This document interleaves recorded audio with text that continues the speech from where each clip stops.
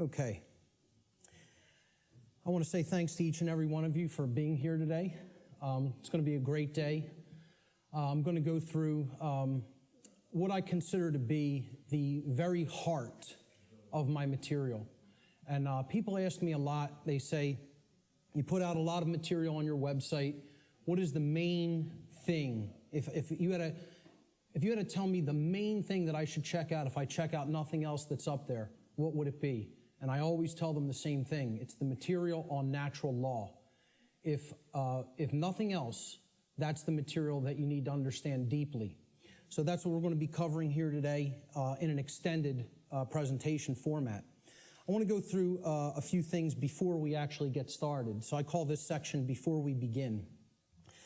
And the word begin is actually important here because that's really what this presentation is actually about. It's initiation. This is an initiation into really, really deep, esoteric material that has been hidden from humanity for millennia. So I just want to ask people before we get started, how many of you are new or relatively new to my work? By a show of hands, please. That's excellent. This is great. That is great news. I am so glad to hear that. Okay? What I actually didn't want is to come here and talk to a bunch of people who are already totally familiar with my work and have already heard it. So this is great, okay? How many of you here today feel that the human condition and life on earth for humanity right now is tolerable just the way that it is, by a show of hands?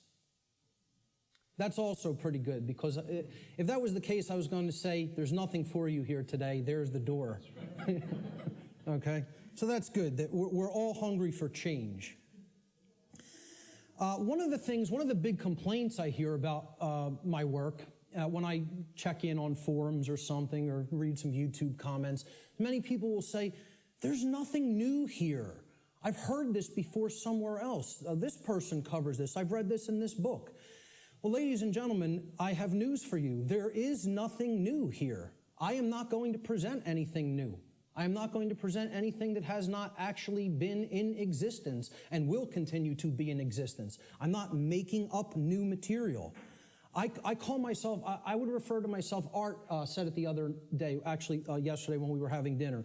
He said, I consider you an aggregator of material. And I love that term. I love that description of what I do. I am an aggregator. I bring things together into a tapestry and then help to explain it in simple and easy to understand terms so that people can readily absorb it, take it in, and then do something with that information. So you will not be seeing or hearing anything new here today, okay? As the old saying goes in all of the old mystery traditions, there is nothing new under the sun. And what that phrase actually means, many people don't know what that phrase means. It means that the truth, it is singular and eternal. Truth has always been here among us, and it will always be here. It is our perception that must be aligned with it. So there's nothing new you're going to hear today, okay? These are eternal truths that have always been here among us. Another aspect I want to cover before we get started is about my presentation style. This is another thing that I get a lot of complaints about, and it's something that I have no intention of changing. Okay? My presentation style has been described by some as extremely intense and at times even combative. This is a word many people will use to describe my presentation style. Some of you here today are very likely to be angered by some of the things you may hear me say during the duration of this seminar. And I say, so be it. That's okay. If you get angry, that's okay. The fact of the matter is that truth itself, by its very nature, is belligerent. And I'll actually be putting up a quote to that nature later on in the presentation. The reason truth is belligerent is because it actually is at war. It's at war with the lie. It's at war with deception. It's at war with mind control. So truth can be belligerent. Many people don't want to hear it when they first encounter it. So I tell people all the time, I don't do this.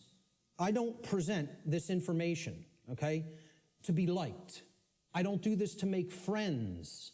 Okay, I'm not interested in making a whole bunch of new friends. If it happens, that's great. okay? But that's not the reason I do what I do. I don't do this to be popular. I don't do this to make money. It's not a popularity contest. Telling people many things that they don't want to hear is not going to make you popular, or it's not going to make you a whole lot of new friends, okay? So those aren't the reasons I do what I do.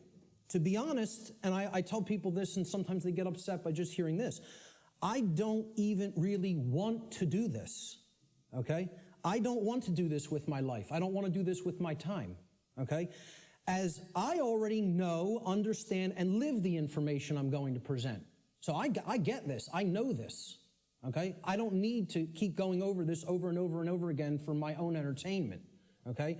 The reason that I actually do this is because I recognize that in a time of such overwhelming ignorance of this critical information, this information which is capable of saving humanity from its current condition, all right? The fact that I do already understand this information places me in a position of moral obligation and responsibility. That's why I do what I do. I'm in a position of moral obligation to speak this information to other people in an effort to help to get them to understand it and live it as well. And that is the reason I do this. Every person here today who wishes to take real world value, practical value from this seminar here today, I'm going to ask them to make a deliberate and conscious effort to do two things. The first is try to set aside, and to the extent that you are capable of doing so, your perceptions of me as the presenter, okay? And this includes things like how you think I look, how you think I dress, the sound of my voice, my mannerisms, etc. Try to set those things aside to the extent that you're able to do it. And I know that's difficult for some. And I say this because paying attention to such trivialities will detract your own mental focus away from the information that is being presented today. And that's the worst thing that could happen, because it's the information that is important, not me. Try to ignore me and focus on the content, all right? And the second thing I ask people to try to do is to be consciously aware of any of your own impulses that you may have here today, to immediately reject the information that is being presented in this seminar based solely upon your own initial emotional reaction, your initial emotional response to this information, okay? This is a logical fallacy, okay? You cannot think with the emotions. So if you hear something you don't like or that angers you, that's okay. Feel the emotion, but don't just immediately say, that can't be true. And don't believe me either. It's about checking it. It's about a process of truth discovery. It's about doing your own due diligence and actually researching this material, okay? But if you try to gauge the veracity, meaning the truthfulness of this information, solely based upon how it makes you feel when hearing it, you are committing a logical fallacy, okay? So I ask people to try as much as possible to suspend immediate reactions of disbelief, okay, and saying, no, I don't want to accept that, no, it can't be true, based on how something may make you feel that you hear today. That's very important to keep in mind. And lastly, this information, the entire seminar, is a tapestry, okay? It's like pieces of a huge jigsaw puzzle. All right? It is meant to be seen and taken as a whole in its entirety. Now, I know I'm asking a lot here, too, because it's going to be a long day, okay? And my goal here, my work here, is to keep your interest and your attention and your focus throughout the entire course of this seminar. And that's a challenging thing to do. But what I'm asking people is, you have to try to see it as a whole, because if you took the time to be here, and you gave a monetary donation to be here, I'm highly recommending that you stay for the whole duration of the seminar. There's a reason for that. You're only going to get the full tapestry, especially if you're new to my work, by hearing this information in its entirety, okay? So if you don't do that, you'll probably not recognize the patterns, which is what this is all about. That's what this day is all about, pattern recognition, okay? that are inherent to this tapestry of information. And more likely than not, you'll have wasted the time that you took to be here today and wasted the money that you spent to be here today. So I don't want anybody to waste their time and their money and their attention, and I don't think you do either. So that's why I'm asking people, stay for the whole thing. You'll get the maximum value out of this seminar if you stay for its duration. So with that having been said, let's jump into the material. This presentation is called Natural Law, the Real Law of Attraction, and How to Apply It in Your Life. And I emphasize that term, real law of attraction. Many people will be familiar with the New Age variants of the so-called law or laws of attraction. And this is going to differ quite widely from what people have heard in the New Age community and in the New Age movement regarding what the law or laws of attraction are. These are the real laws of attraction you're going to be hearing today and hopefully understanding today. So let's start in. The first section is about teachability, the teachability of the student, okay? How does a student place themselves in the best position to learn? An individual's teachability, or their ability to learn by way of being taught by someone else, is extremely dependent upon the open-mindedness or closed-mindedness of the individual being taught. Low teachability derives from arrogance and rigid skepticism. But it also derives, low teachability also derives from naivete and gullibility. High teachability, on the other hand, derives from a balance between healthy skepticism and an open-minded willingness to learn and change. So we don't want rigidly skeptical people, okay, that don't have an open mind at all. And we don't want naive and gullible people that will accept everything they're told. We want to strike a balance between these two modes. This is called a teachability bell curve, okay? And down here is the mental state of the student, whether they are, and it goes from arrogance, cynicism, skeptical nature, a teacher, a student, and then up to being trusting, then being gullible, and then being outright naive. Okay, so that's the whole spectrum of teachability. The best position to learn is up here at the top of the bell curve. This means you will learn the most if you are here. And that means you're in the balance between teacher and student. It means that you're somewhat skeptical and you're also somewhat trusting. It means that you're able to hold a proposition in your mind without accepting it or rejecting it immediately.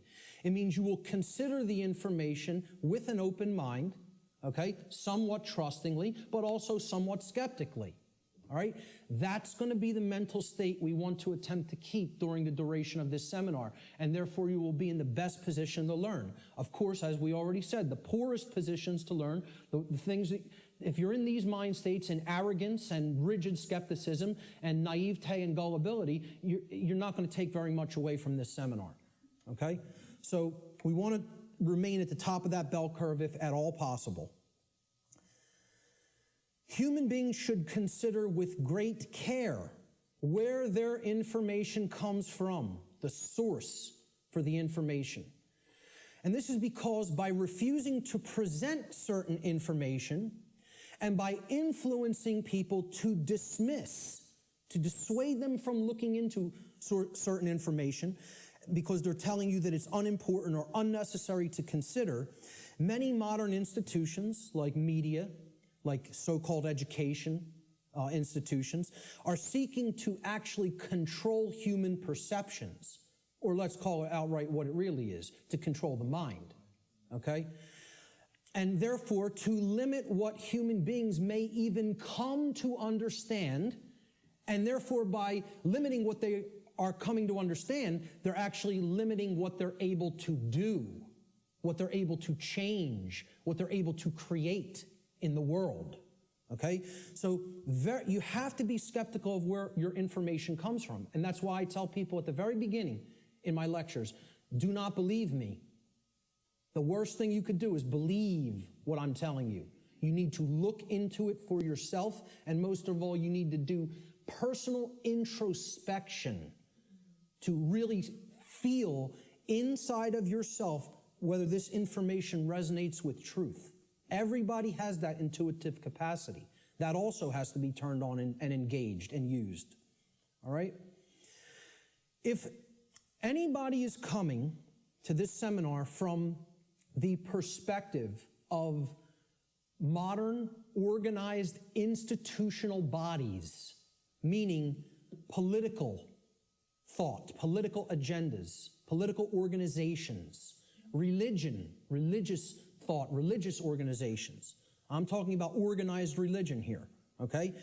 What I call scientism, not real science, but scientism, science as set up by institutional bodies to be rigidly skeptical belief systems that blot out anything that could possibly say anything to the contrary of their pre-existing beliefs.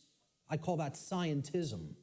Okay? And of course, the New Age movement, which you could group that in with religion. It's just it's for those who don't fall into the religious mindset. This is an alternative religion proposed for them, and they call it the New Age movement. And I tell people, please don't think this is going to concur with any of these belief systems, with any of these boxes for consciousness. This presentation is going to shatter these boxes. It stands outside of all of these because these are limiters for perception and thought. They want to place everything in a box, say nothing outside of this box is fit for human consumption, so do not go there. And as a result, they act as a mind control influence. The other and biggest limiter of the human perceptions and the mind, and ultimately of our behavior, is money itself. If you want to talk about the biggest religion, if these other religions aren't big enough and powerful enough for you, there's the one that is the ultimate power in the world, the ultimate religion, the God of this world, if you will. Okay? So what I'm basically saying here is if you're already in a mindset approaching the let's call it the discovery of reality or the exploration of reality from any of these perspectives, you will be sorely disappointed here today by what you're going to hear, because the information here falls well outside of any of these institutional limiters for consciousness, okay? The requirements for creating change and the role of knowledge. Let's talk about these concepts for a moment.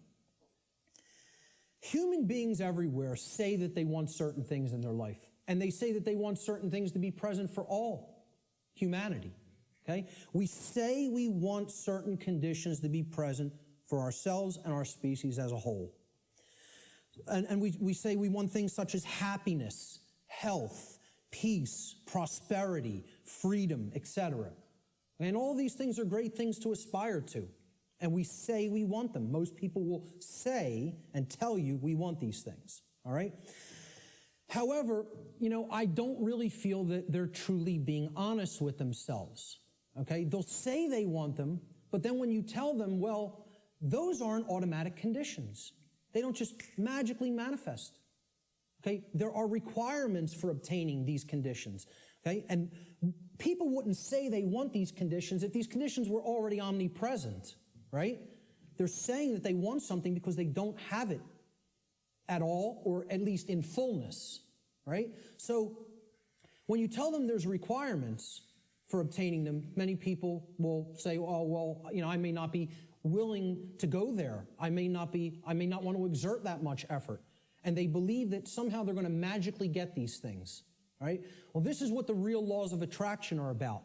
It's explaining conditions that you want don't just automatically manifest by thinking of them or just having a feeling about them. This is a New Age deception. There are requirements for obtaining the conditions that we say we want. Requirement exists in nature. It does exist.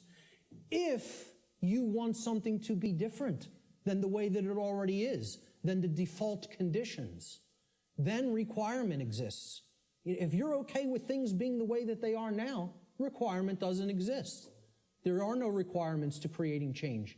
You just accept the default conditions the way they are now and go on with your existence and accept it's going to be this way and possibly get worse.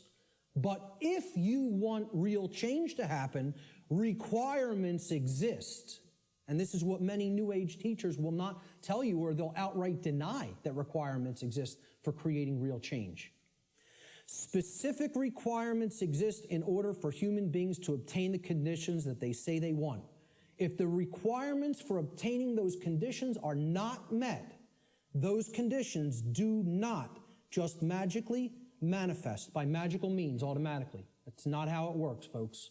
And that bursts a lot of people's bubble right off the bat. This is a key concept to understand. So what are these requirements? We need to know certain things. Knowledge is required. Knowledge that will spur us to action. That's what's required. Okay? Since human beings as a species do not already have the things that they say they want, and again, at least not in fullness. If we want to split hairs, we could say we have a modicum of what we may say that we want, but we don't have it in the fullness that we will say that we want it, especially societally, globally. Okay? So since we don't already have these things, it follows logically that the knowledge of the requirements to obtaining these things, okay, either must be absent. The knowledge is not present anywhere. Or if it is present, if that knowledge for obtaining those things, the requirements for obtaining those things, if that knowledge is present, then it must be willfully being ignored. It is here, and yet people aren't paying attention to it. They aren't taking it in and accepting it and doing anything with that knowledge. So they're ignoring it because it's uncomfortable. As long as this knowledge continues to remain either unknown or ignored, the manifestation of the desired conditions that we say that we want is impossible. Cannot happen. It is an impossibility for it to magically, automatically manifest without the requirements being met. And that's what we're going to talk about here today. What are these requirements? What is this knowledge? This knowledge is occulted, meaning hidden. Okay, now, how many people here came here today thinking that they were going to hear information about the occult by a show of hands? Okay, about half the room. Good. Okay, for the rest of the people, that may come as a shock. But what you have to understand right off the bat is that the word occult, it's simply derived from Latin, the Latin adjective occultus. Occultus in Latin means hidden, hidden from sight. And it's derived from the Latin noun oculus, which means eye. Okay? The word ocular in English means related to the eye or related to sight or vision. So what the occult is something, it is a body of knowledge that has been hidden away for a specific reason. And we're going to get into what that reason is. Okay, so from the term oculus or eye in Latin comes the verb occultare. Occultare means to hide, to conceal, or to keep secret, to keep hidden from the eye so that it cannot be seen. The information regarding natural law is occulted knowledge. It is knowledge that has been hidden from humanity. Okay, it's held by the few, which is represented here at the top of this pyramid. You could look at this as a pyramid representing knowledge or ignorance. At the top of the pyramid, you have knowledge. It's the highest, higher you go in the pyramid, the more knowledge. Okay? But the pyramid tapers because at the top, very few people understand that information. Very few people have that knowledge and have actually integrated it into themselves to the point where it becomes understanding. All right? Down here, you have no knowledge, the ignorant masses, okay? And up here, you have the people who are in the know, right, who have this knowledge about how natural law works and are actually using it for a certain reason. We're going to get to that next, what that is. So please, as you go through this seminar, please keep in mind, if I ever use the term occult, all I'm talking about here is hidden knowledge. That's what it means. Occulted knowledge is hidden. Now, why would anybody want to hide knowledge that is extremely important? Well, there's a very specific reason, all right? But before we even get to that, we have to talk about what is this occulted knowledge? What is the body of knowledge? What does it comprise? When I'm saying the occult, the knowledge of the occult, what do I mean by that? All right?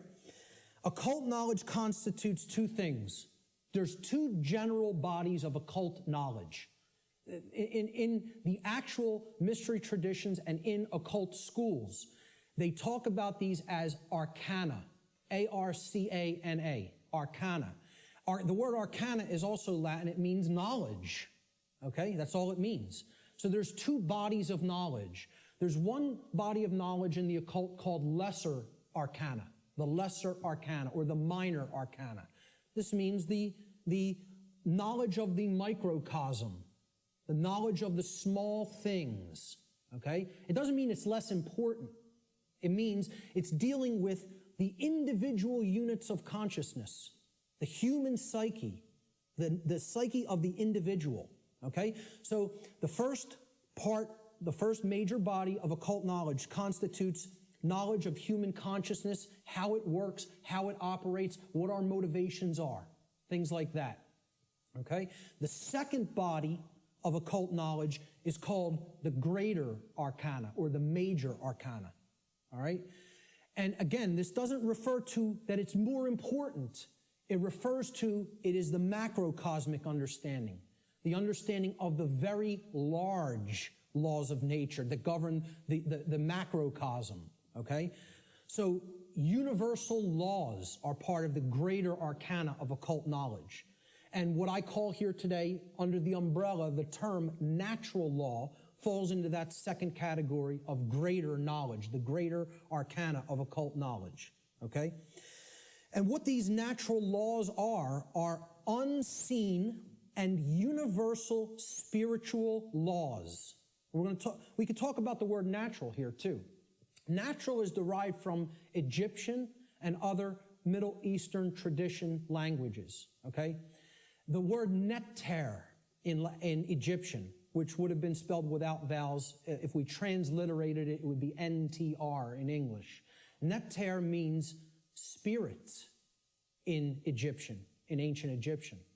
The suffix al, even in English today, but if you go back into Arabic languages and ancient Middle Eastern languages, al as a suffix actually means of or related to, or having come from, okay?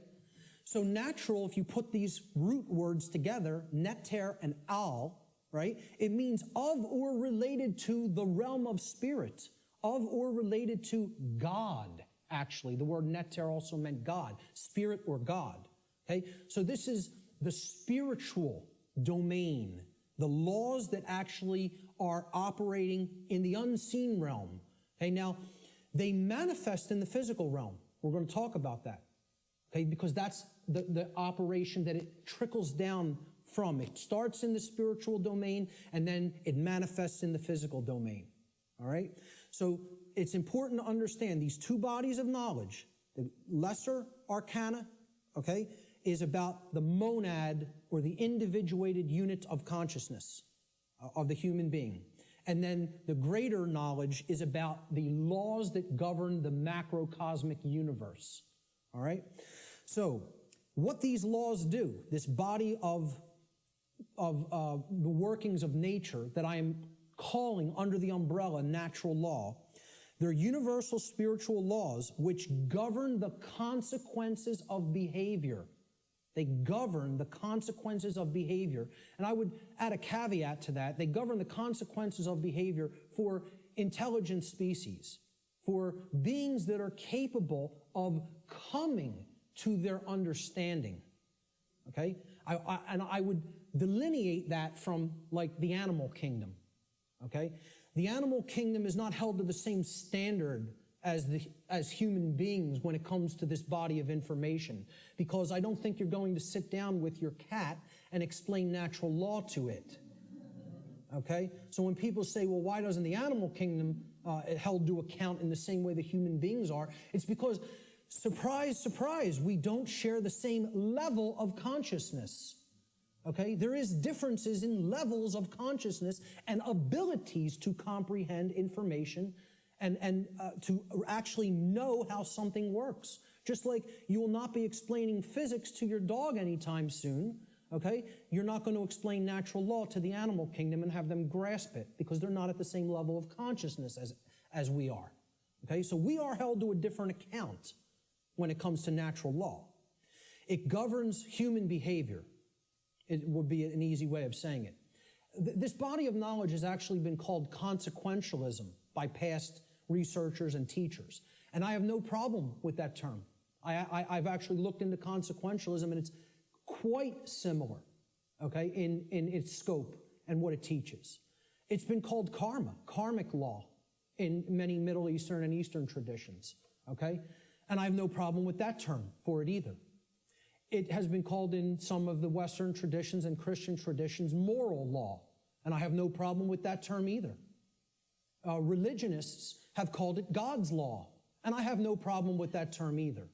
I have no problem with any of these terms being applied to the umbrella of natural law, because that is essentially what it is. But we're going to get deeply into how it works and operates in our lives here today. Why is this knowledge hidden away from people? To what ends? The knowledge of the occult, the hidden knowledge about how natural law works and how consciousness works, is not commonly known. That's why it's not the exoteric.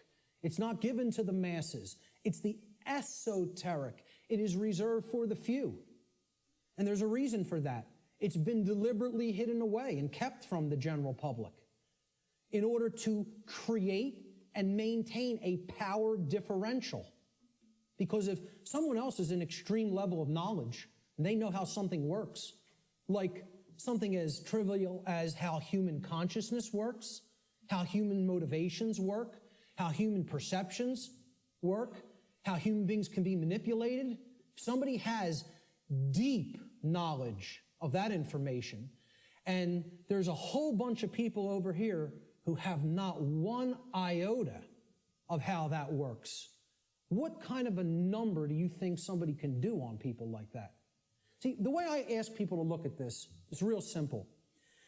Imagine a very, very, very advanced psychologist at the top of his field, wrote all the textbooks, okay?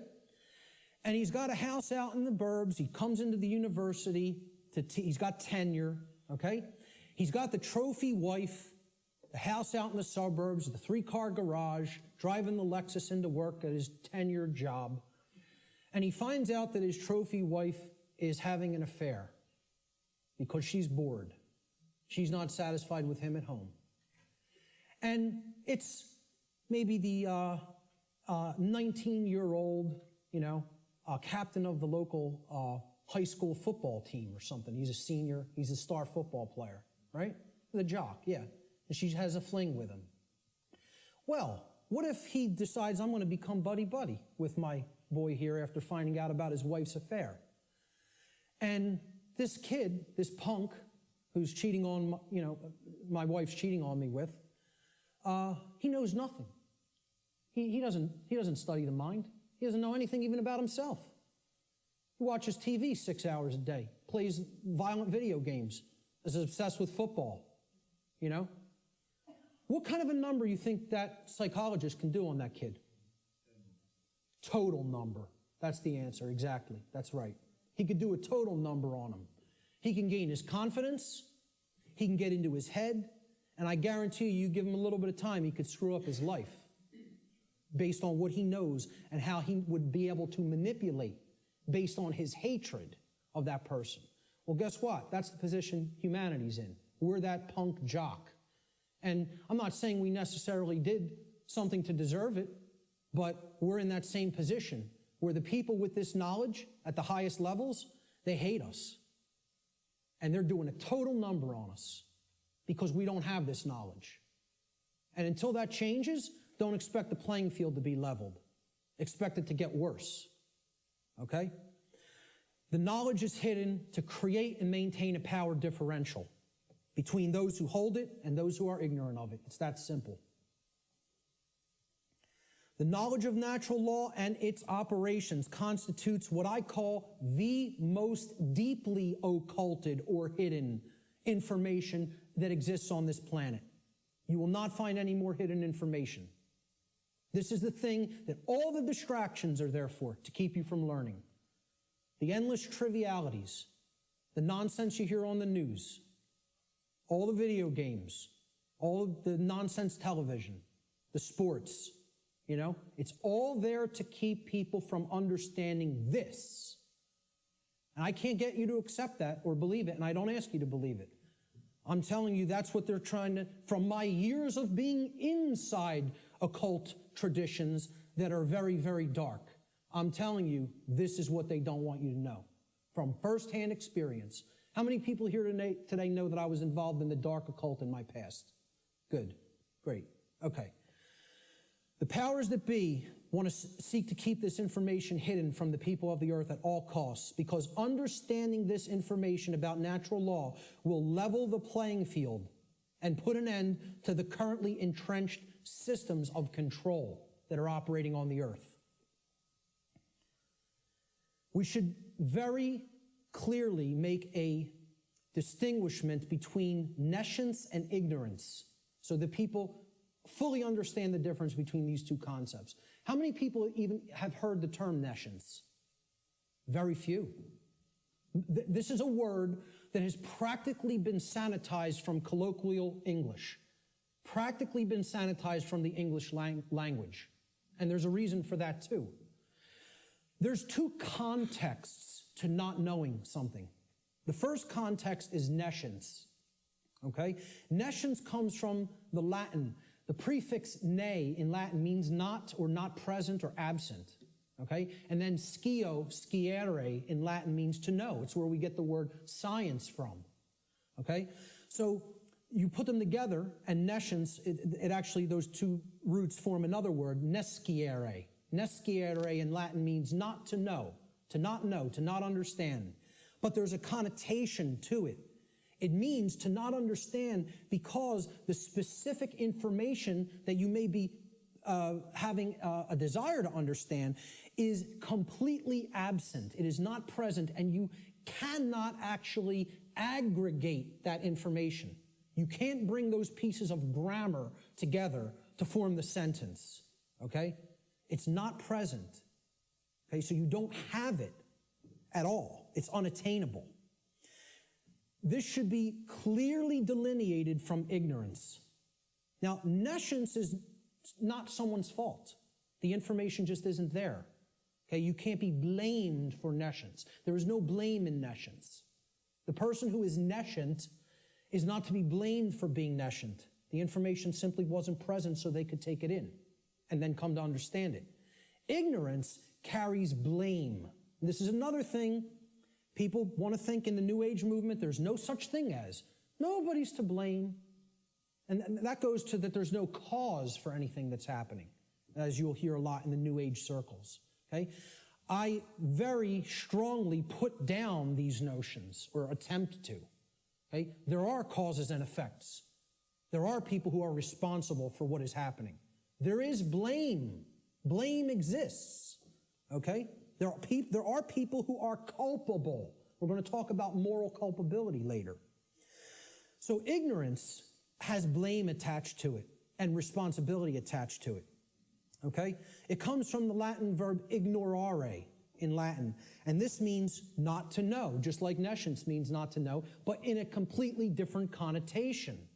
The connotation of ignorance means you don't know even though necessary information is present and right there before you, because you have willfully refused or disregarded that information. Whether you've refused it because it made you feel uncomfortable, or whether you disregarded it because you felt that's not important for me to know. I don't need to know that. Or you feel you already understand something that contradicts with what's, the new thing that you're hearing or seeing. Okay?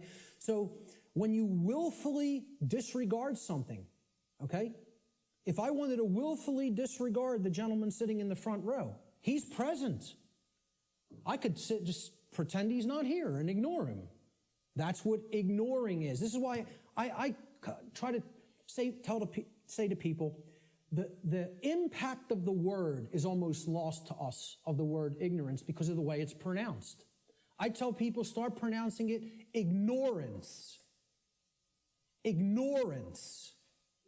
Then people will hear the word ignore in it, and the connotation becomes clear. It means you're ignoring it. Ignorance. Okay? That's how I like to say it now, because the connotation is clear that way.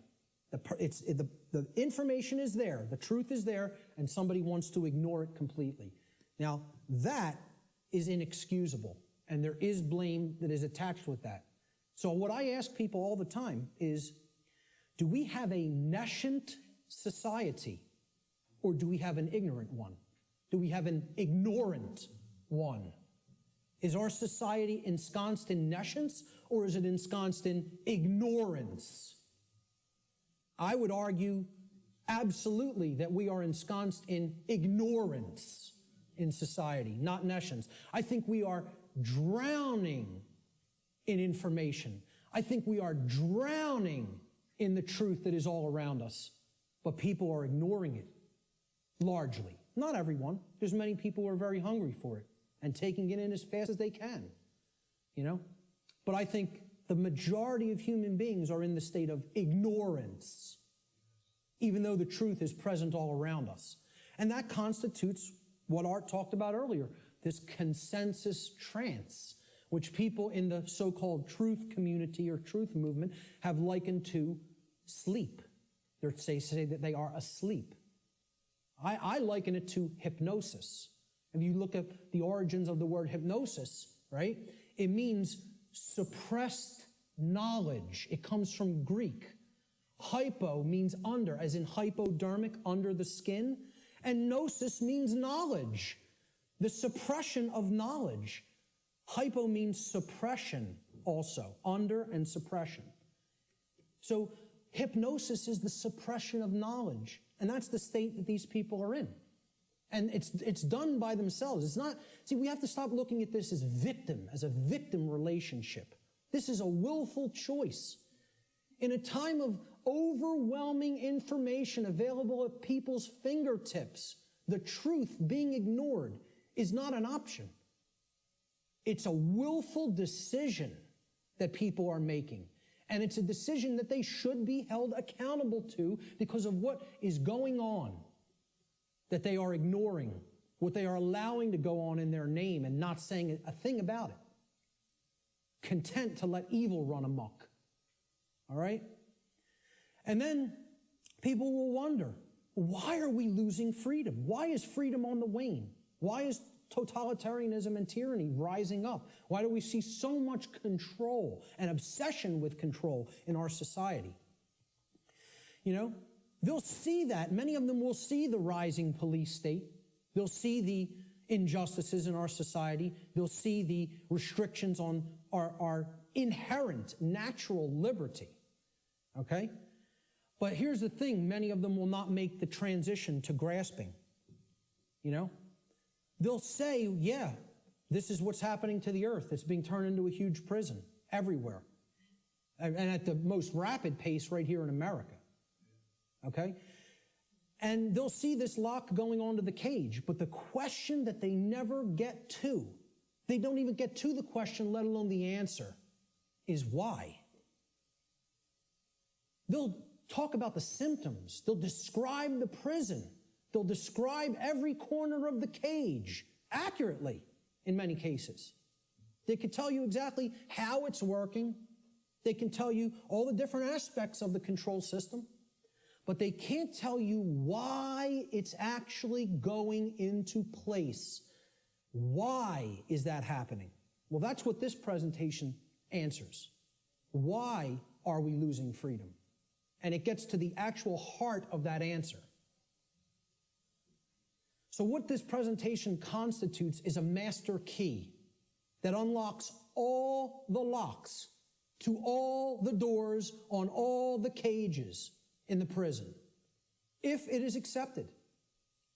And once again, I don't tell you that belief is required for that, because truth is always present. It's always here. It's a matter of, will we perceive it as being present, acknowledge it's present by stop ignoring it, okay, and then accept it into ourselves, and then do something with it. Understanding is not the end. Taking in the knowledge and understanding it is the beginning. Action is required. See, knowledge is required, understanding is required, but then action is finally required. Above all, if change is to be created. And that's how the laws of attraction really work. So, will people as a whole, as a society, accept that master key? I can't answer that question. All I could do is try to place it into their hands. After I have taken that key and unlocked my personal prison, my personal cages, and freed my mind, all I can do is try to help people to see, here's how this key works. Here it is. Here's the information that constitutes that key. And here's how you put it to work in your life. That's all I can do. Can't make anybody take it. Let's look at what problem solving entails, because that's really critical to understand if we're going to get past this stage and where we're at in our stifled evolutionary development as a species. There's a few main steps to solving problems, any problem. Doesn't matter what the nature of the problem is. The first is you have to recognize that the problem exists. Recognize that there is a problem to begin with. And I think by asking the question, is everybody content with the way things are, and nobody raised their hand, I think that's great, because it at least acknowledges to me the people here today recognize we have a problem. And that's healthy, that's good, okay? Many people out there don't believe we have a problem. You know, they like this place. They like the world the way that it is, you know, which is unfathomable to me, because to me it's a living hell. And that's not because of how my own personal life is going. I'm very content with my own personal life. I have no self-inflicted suffering in my personal life. I don't create problems for myself. My life goes on very well according to how I live it without hurting anybody else. The problem is other people. And that's another thing the New Agers won't acknowledge, and they'll flip out if you say that there's a problem with someone else. There are problems with other people, okay? And people will say people in glass houses shouldn't throw stones. My glass house has been taken down long since, long time ago, because I went through all that personal introspective work. And I dug deep into my subconscious and faced those problems and confronted them head on and healed them and came out of the mindset that I was once in. Okay? So, you know, people will say, if there's something you don't like, you're seeing in other people, that's something in yourself that you're seeing in them. This is New Age mumbo-jumbo nonsense, okay? If you're not part of the problem, I'm not part of this problem. I can say that honestly. I'm not part of this problem. I can look at every single person, anybody who's watching this, and say, I'm not part of the problem that's happening on the earth, with all honesty and knowing that I am telling the truth with that. Okay? But see, at one point, I was part of the problem, and a big part of the problem. Okay? What I had to do at some point is stop doing this and pointing out and saying the problem lies elsewhere while I was still part of it.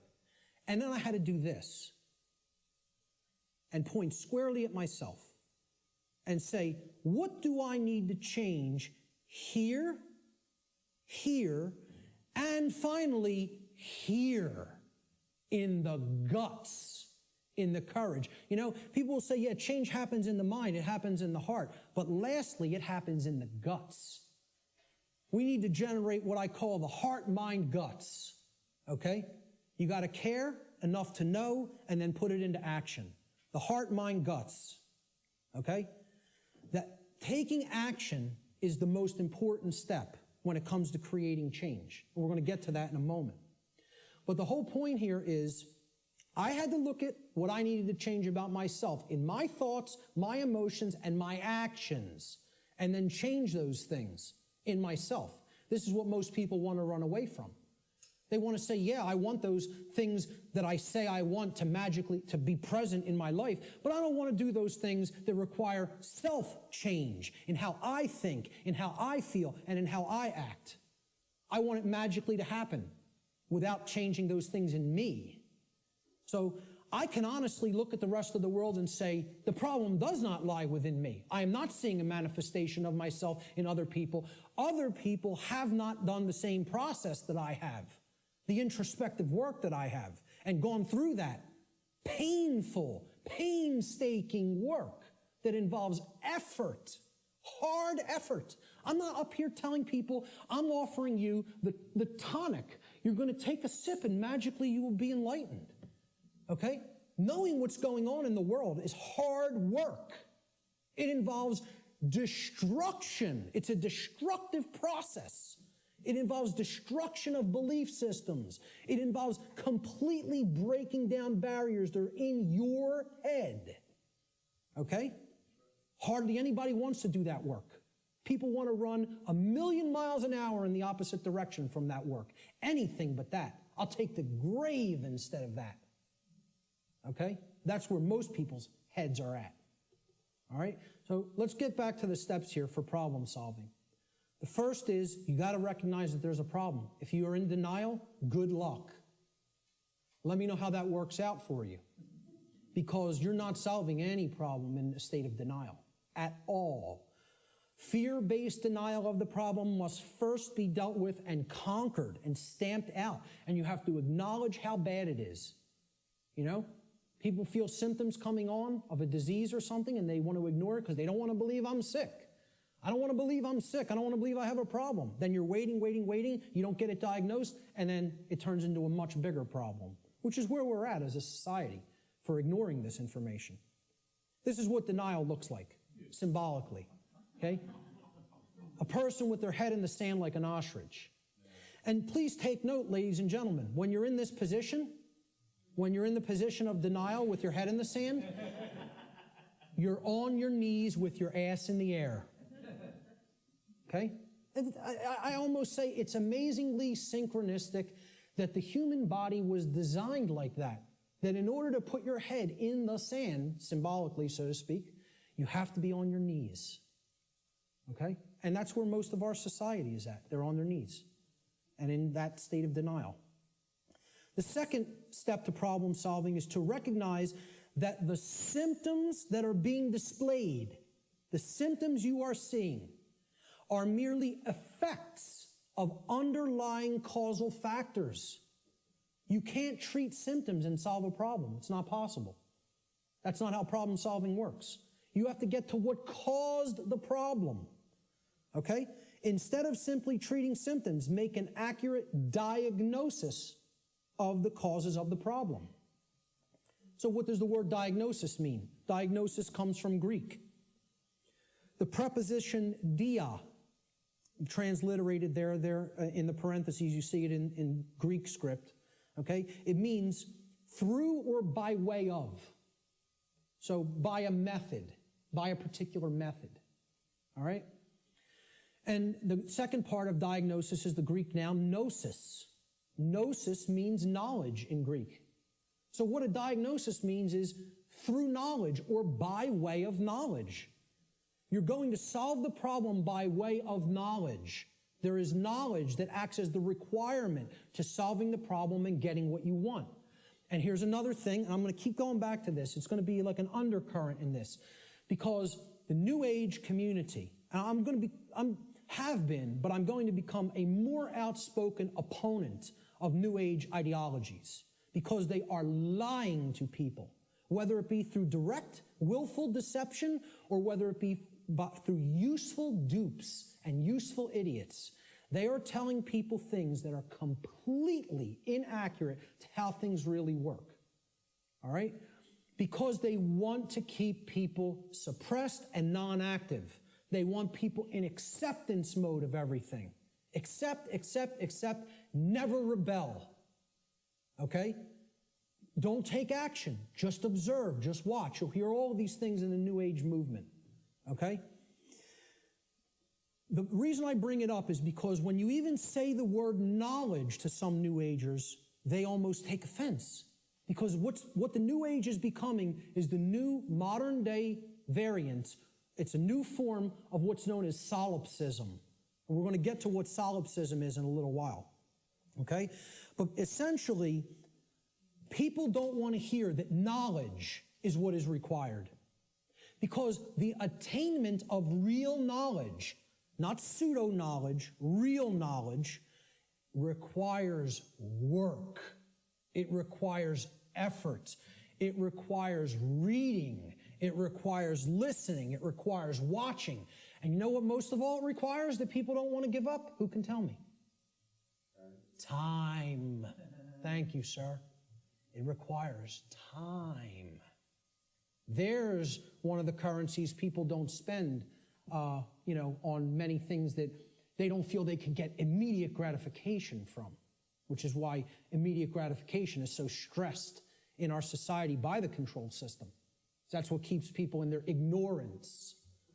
So a diagnosis means if you're going to get well, you got to have the knowledge of the underlying causal factors that led to the creation of the symptoms.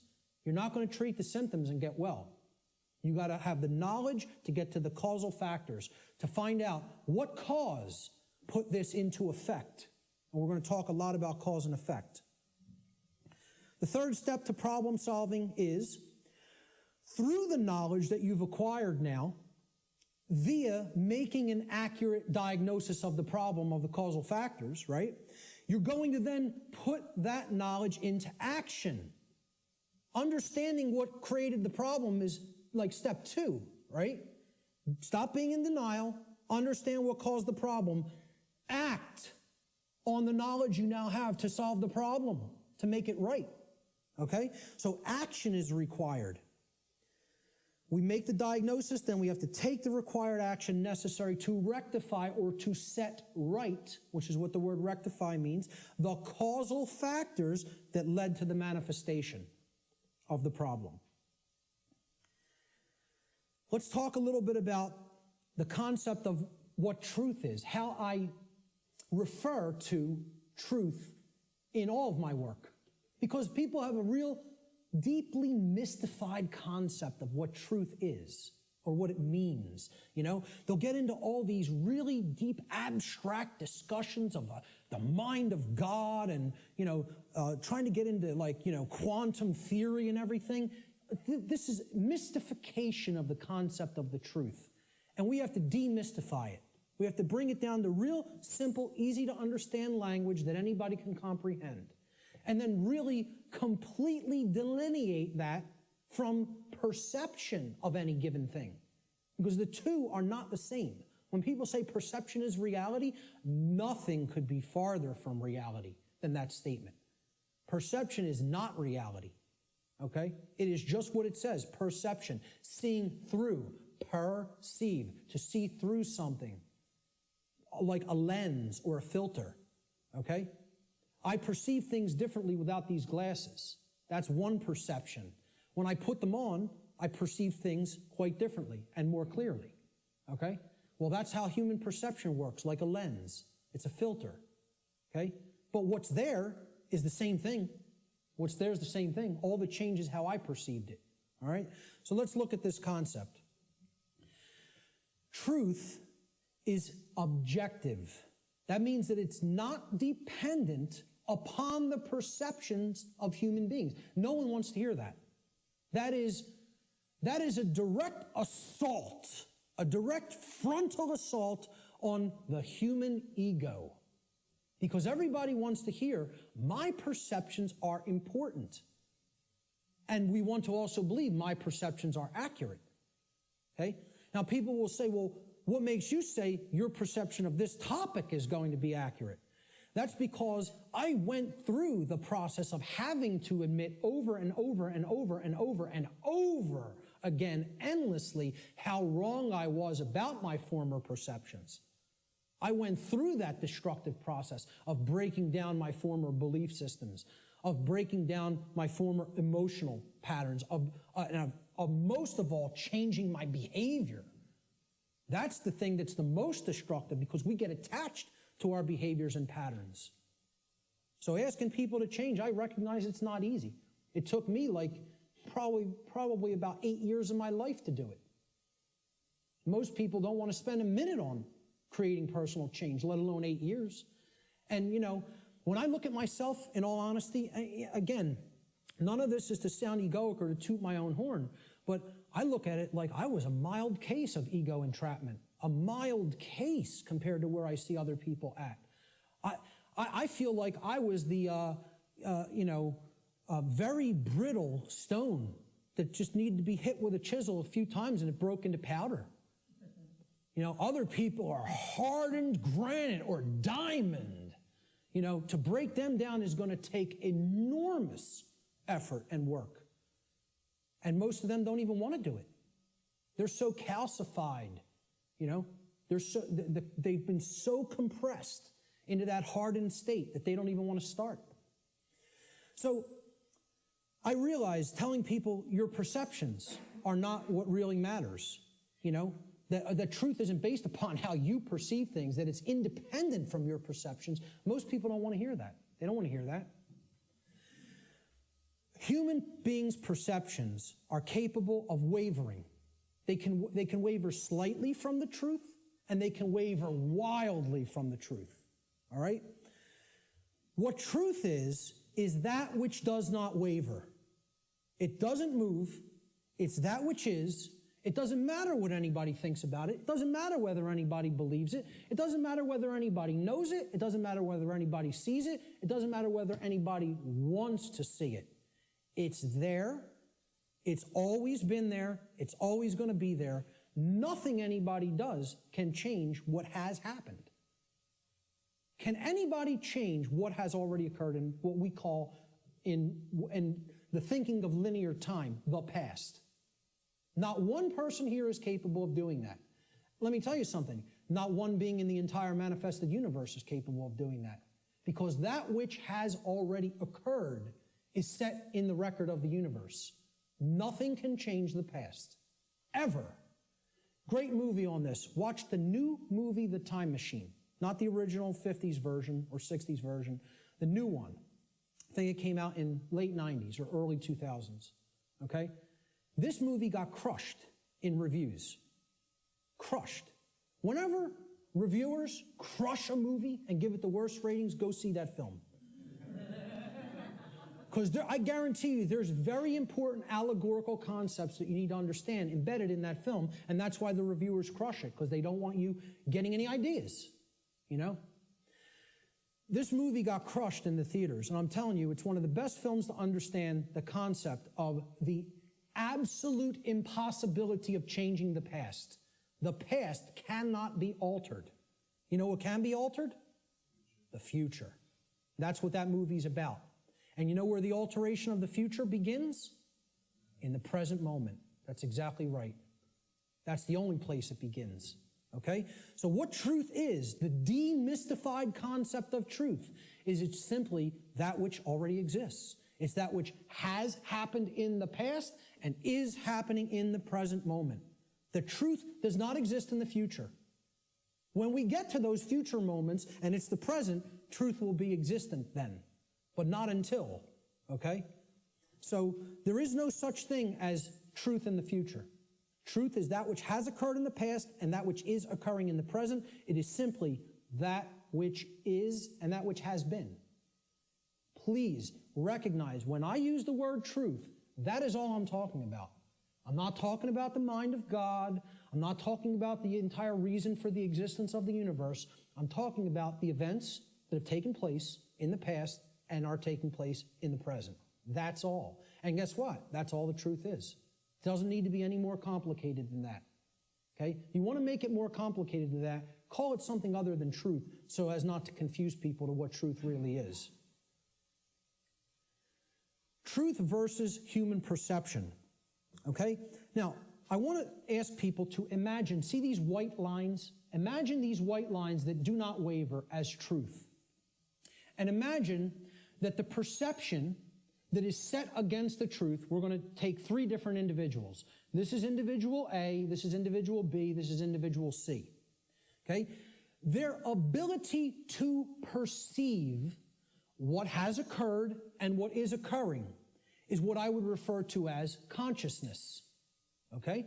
Consciousness is a being's ability to recognize patterns and meaning with respect to those patterns. Meaning you have an accurate understanding of what's taking place within and around you, or you have an inaccurate understanding of what's taking place in and around you. If your consciousness is high, meaning it's at a high frequency, okay, that means you're going to have more of an ability to understand and recognize the patterns. If your consciousness is low, you're at a low frequency, you're going to see the pattern less. You're not going to accurately perceive.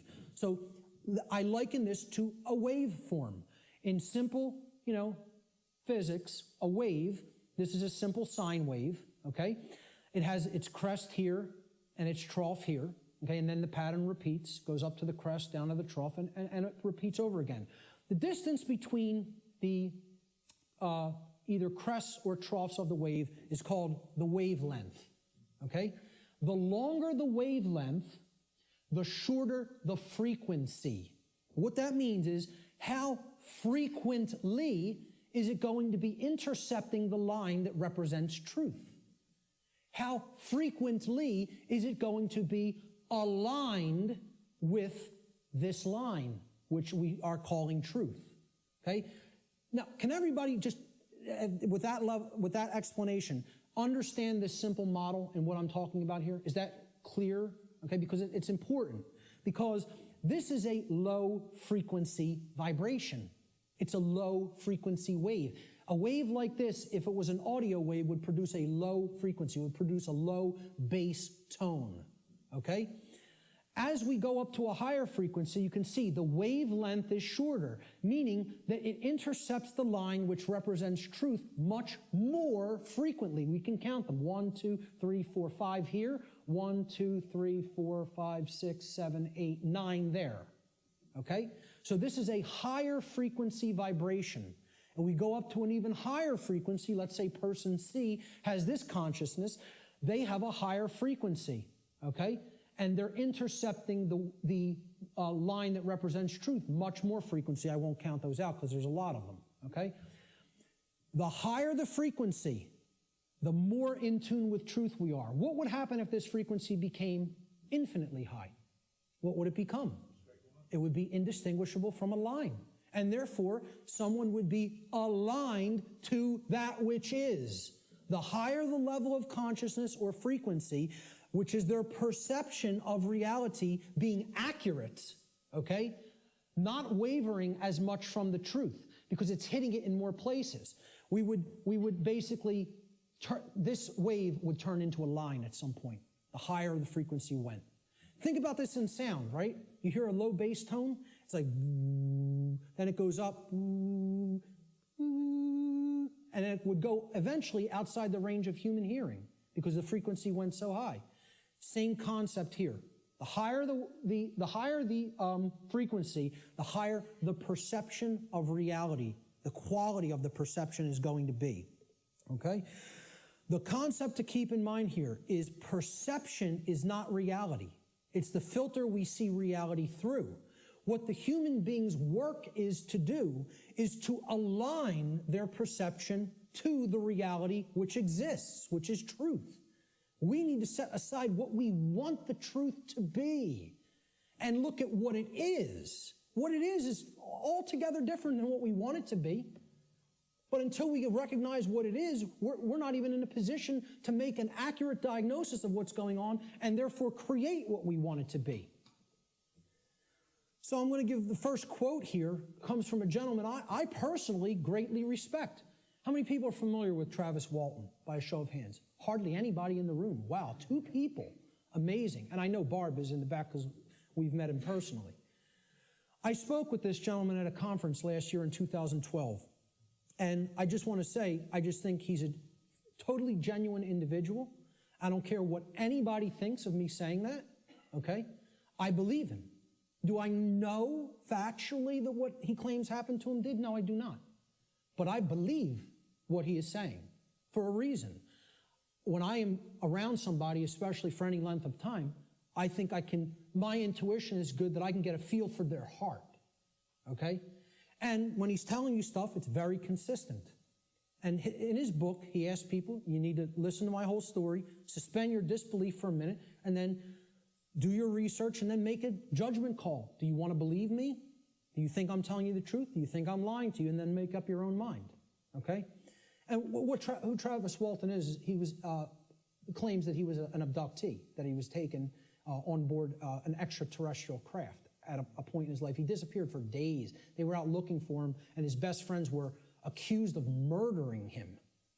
And he shows up 5 days later in like deplorable conditions, out on a country road someplace. But anyway, again, I spoke with him back in 2012.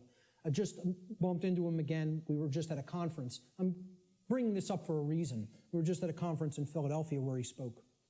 And this quote, I feel I would start, if I was going to quote somebody, I was going to make this like the first quote in the presentation today. Travis Walton says in his book, which is called Fire in the Sky, he said, I have come to realize that the biggest problem anywhere in the world, the biggest problem anywhere in the world is that people's perceptions of reality are compulsively filtered through the screening mesh of what they want and do not want to be true. Now, when I read that in his book, I got chills up and down my spine. Because I said, this meshes exactly with what I'm talking about in my section, in my presentation called Truth versus Perception. And he's encapsulating it in a sentence perfectly, all right? We want things to be true. That doesn't make it so. That's not what makes truth the way that it is. What makes truth is the way that it is what behaviors were taken and what is the actual effect in the manifested world. That's how things are, okay? It doesn't matter how we want them to be. They may be a completely different way right now than we want them to be, and I would say for the people in this room, they are a completely different way than we want them to be. But most people in the world think, they kind of believe that they're the arbiter of truth. And that's a bad place to be in. That's a very, very low level of consciousness. To think that if I don't believe that it's this way, it's not this way. Many people are trapped in that state of mind, okay? Now, the reason I even bring this up and included Travis's quote here is at this conference that we were just at a couple of weeks ago, okay? I didn't speak at it, I tabled at it. A woman came up to my table and she picked up my New Age Bullshit DVD, which is available here today in the back. And she said, what's this about? With a real skeptical look. And I explained, well, it's a 7-hour extended video podcast that has many, many slides, okay? I gave a shortened version of it at the Free Your Mind conference in Philadelphia. And this is the extended version that goes deeply into the deception of the New Age movement and how it is a religion that is designed to suppress the masculine side of the personality, which is the side that actually takes action and creates change, okay? And that's, of course, pushed by the sacred feminine, which is care and creativity, and compassion, right? Both need to be present. We're going to talk about that here today. But I said this is about the suppression of that masculine energy. And that's what the New Age movement is about, the suppression of the masculine, right? So I said what the New Age religion wants to teach people is just accept everything the way it is, no matter how unjust it is, no matter how deplorable the conditions are, no matter how much evil is taking place in our midst, accept it. That's the New Age religion. And here's what she said. That's exactly how I am. I just accept everything. I don't make any judgments on anything that occurs, no matter what it is, no matter how it's perceived. You want to perceive it as evil? That's your judgment. I said, yes, it is my judgment. You know why? Because it's evil. It really is. There is such a thing. I said, and you're content to let evil run amok and take this whole world because you don't want to act. Because what's really there is cowardice. That's what it really is. Okay? She didn't want to hear that. She said, I prefer not to see it that way. Now, align this with the quote. I prefer not to see it that way. Okay? And I hope by some miracle she happens to see this presentation at some point. Okay? And, you know, in hindsight, I didn't say this to her on the spot, but I thought about it for a little bit the next day. And what I should have really said is, no, you prefer not to see, period. That's the truth. Okay? So I prefer not to see it that way means, no, I want to ignore reality.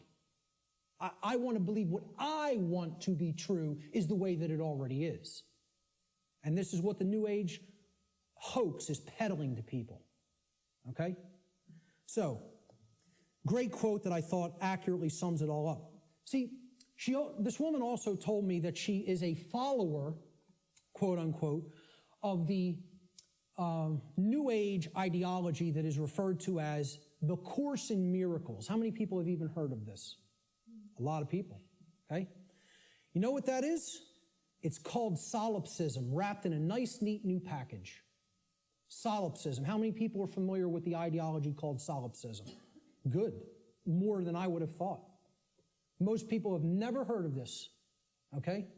Solipsism is a completely egoic and destructive ideology that has absolutely no bearing or resemblance to truth in any way. And the people who are solipsists are mentally ill. I'm not even going to provide any evidence of that. I'm telling you, you need to research this religion and sickness for yourself. It's a mental illness. A solipsist is a mentally ill person who should probably be somehow removed, segregated from society, and institutionalized until they are made well, because they are a destructive influence on society. This is what I focused on podcast number 1 of my podcast series and radio shows.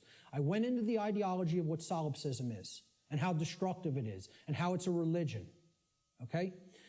What this is, well, first of all, let's look at the word. And you'll notice I'll be breaking down words all day long.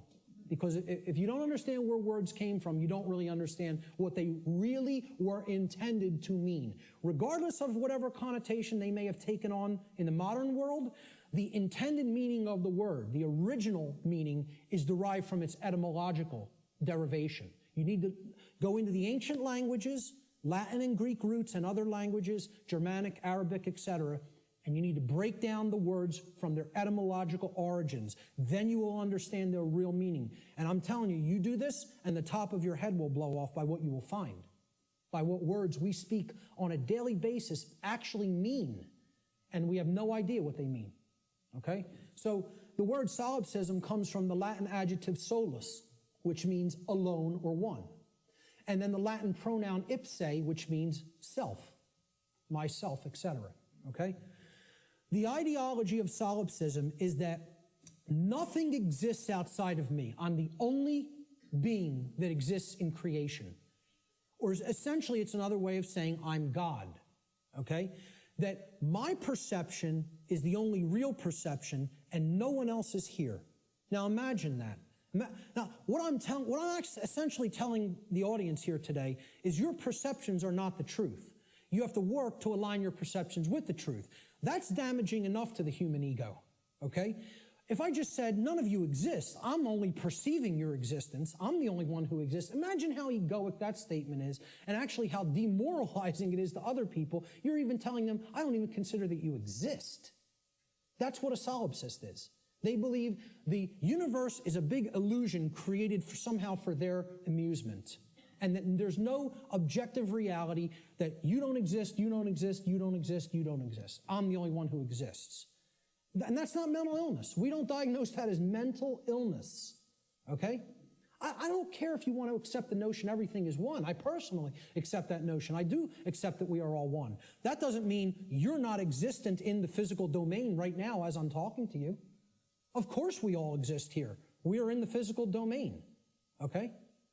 The whole point is these people want to believe the entire physical domain is such an illusion that nothing that takes place in it matters or has any significance and should just be watched and nothing should be done to change it. And let me explain what this is, folks. When I was a Satanist, okay, and I was working inside the Church of Satan and other dark occult organizations, they have a set of sins, believe it or not. They don't look at them as sins in the same way that, religionists look at sin.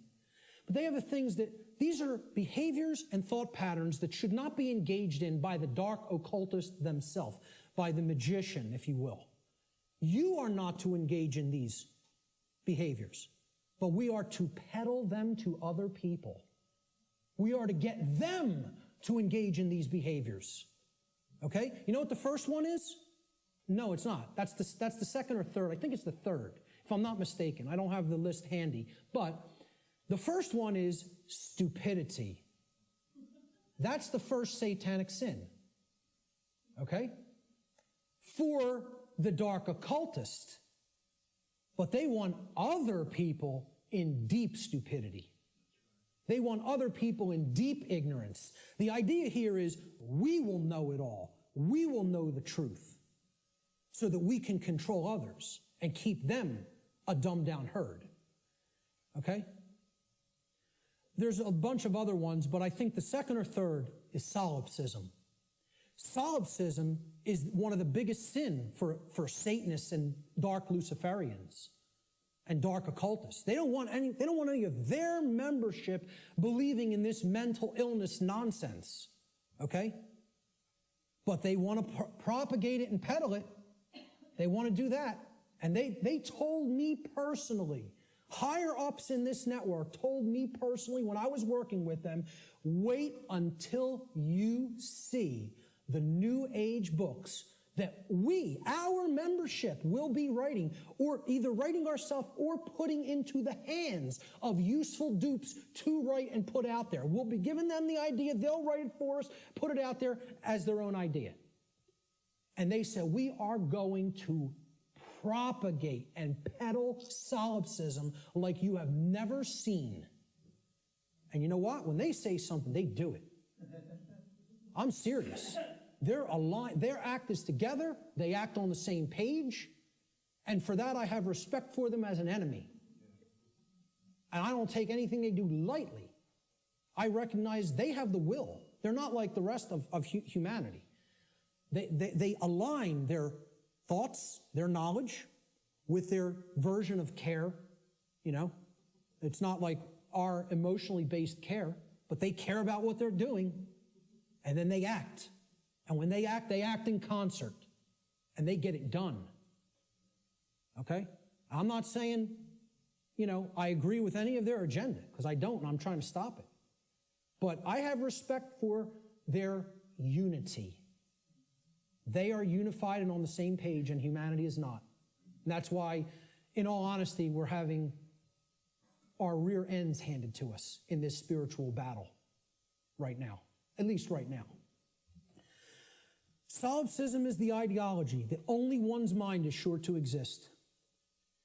Solipsists contend that knowledge of anything that is outside of one's own mind is unsure, and hence there is no such thing as objective truth.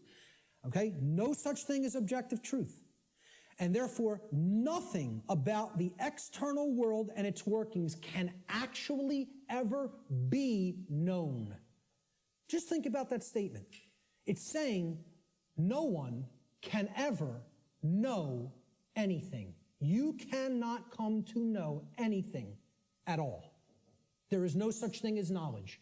So what I would say to somebody who's following the quote-unquote Course in Miracles, or a course in solipsism, or a course in acceptance of all forms of evil in this world, is you can't know anything by reading the Course in Miracles, because nothing can be known. How could why would a solipsist ever pick up a book? Why would a solipsist ever watch anything, any video? Why would a solipsist ever engage in a conversation with another human being? Tell a solipsist you can't know that you're going to fall off that cliff, so why don't you go try to walk over it and see what happens? Because you can't be sure of anything. They won't do that, though, you know?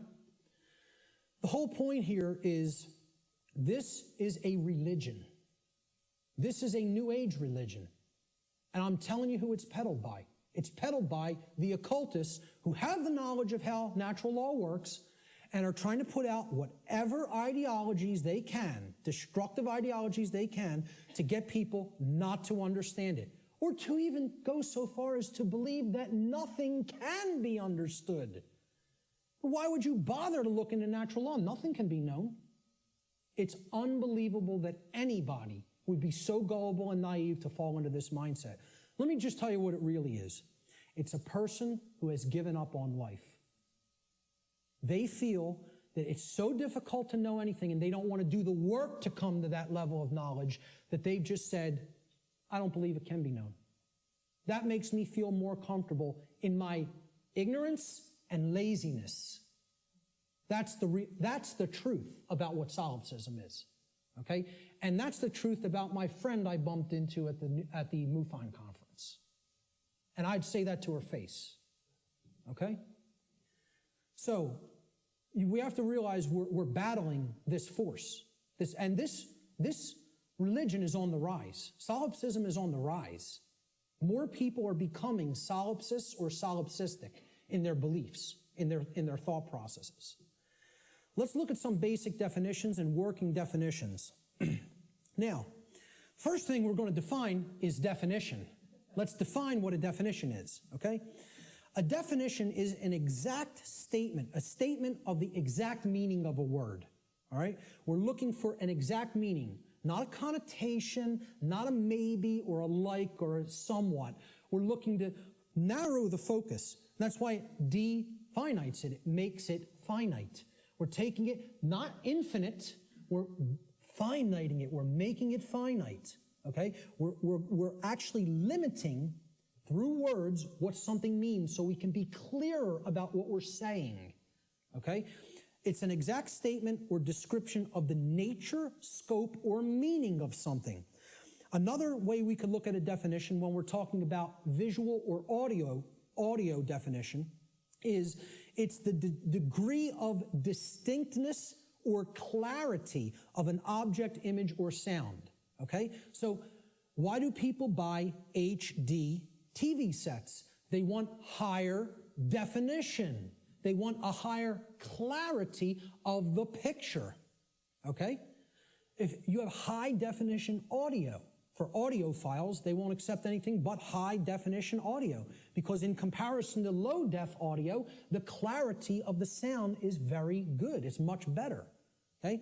So that's what definition is. It is all related to clarity. When we use it in conjunction with words, it means the clarity of the meaning is amplified, okay?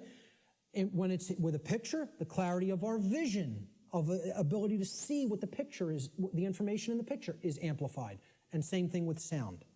The more accurate the definitions that we have for words or concepts, the better our clarity of meaning and therefore our understanding of those concepts, words or concepts will be. So definition simply means clarity of meaning when we're applying it to words and concepts. So therefore, let's define natural law. So this is what we're going to be talking about for the rest of the day. We have to define it. The simple definition of natural is inherent, having a basis in nature, reality, and truth, not made or caused by humankind. So if it's natural, it wasn't made by man. Mankind didn't make it. Okay? And again, the origin of the word, neter in Egyptian, means spirit, and all means of or related to. So of or related to spirit. It is all of nature, the spiritual domain. See, this is the other part. People believe that the spiritual domain is separate from the physical domain. This is a huge thread and a huge central focus in all of my work. If you think the spiritual domain is not where you are at now because you're in the physical domain, you're mistaken. If you think that the spiritual domain is someplace other than the physical domain, you're also mistaken. If you place emphasis on one above the other and say, well, this one takes precedence and this one's not important. Either way you do it, whether you say the spiritual is more important and the world of matter should not be given any significance, it's imbalance and it's not true. Okay? Or if you say, hey, like scientism does in many, left brain scientism, the material world is all that there is. This is just a dead mechanized clockwork called the universe, and it happened by accident for no reason. And there's no such thing as the spiritual domain. Both of these worldviews, and we're going to get to a breakdown of these worldviews, they're completely inaccurate, they're not based in truth, and most of all, they're based on brain imbalance. And we're going to see how one of these worldviews or another develops when either the left brain hemisphere or the right brain hemisphere has taken precedence and dominance within the individual consciousness. So natural means spiritual. These words could be used interchangeably. So when I'm talking about natural law, I mean spiritual law, unseen spiritual laws. But overall, the dictionary definition of natural is it's inherent to nature and it's not made by man. The word law the definition is an existing condition which is both binding and immutable. So let's look at each one of these words. Existing. It means that it is present. It is present. Okay? It cannot be just ignored and expected that, well, that doesn't make it true and it's not going to have an effect. It's there. It's present. That's why it's a law that it's in operation, that is in operation. It is binding. Binding means it has an effect. It means it doesn't matter whether you believe that it has an effect. It doesn't matter whether you understand that it has an effect. It doesn't care. And this is another big hammer to the ego. The human ego wants to hear what it wants to hear. One of the things it wants to hear is the universe cares about you personally. It cares about John. It cares about Bob. It cares about Mary. It cares about Elizabeth, whatever, okay? Cares about you individually as a being. And now, you could go so far as to say you believe that the creator of the universe cares about you. I'm not denying anybody or saying don't think that. What I'm saying is that the laws of the universe don't care about you. Laws have been created in this realm that work flawlessly, 100% of the time, flawlessly. Let me ask people to envision this scenario to try to clarify this. A couple are on a picnic.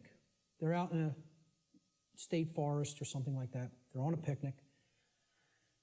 About 50 yards away from where they're at, okay, there's a pretty tall cliff, maybe about 200 feet, okay, and it ends in some jagged rocks.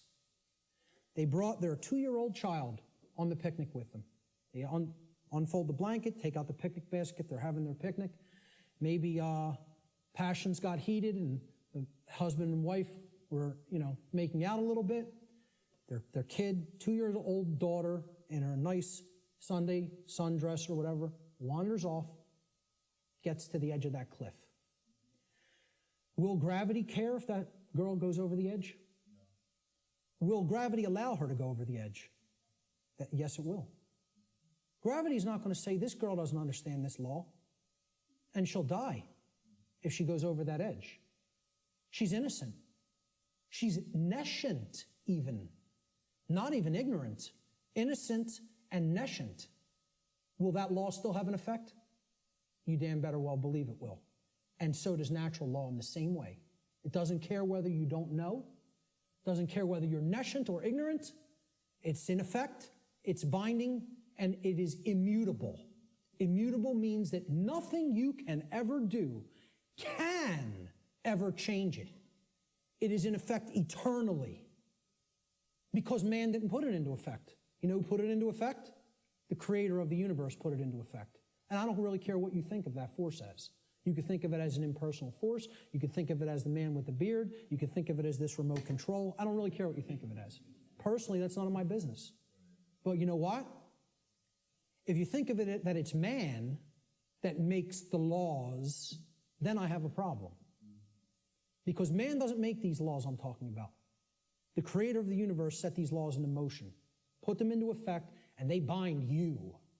You and I are bound by these laws. Whether we like it or not, whether we accept it or not, whether we understand it or not, they're in effect, and you are already creating the reality that we are experiencing based upon interaction with these unseen laws. Already. You're already doing it. You can never not be doing it. That's an impossibility. Okay?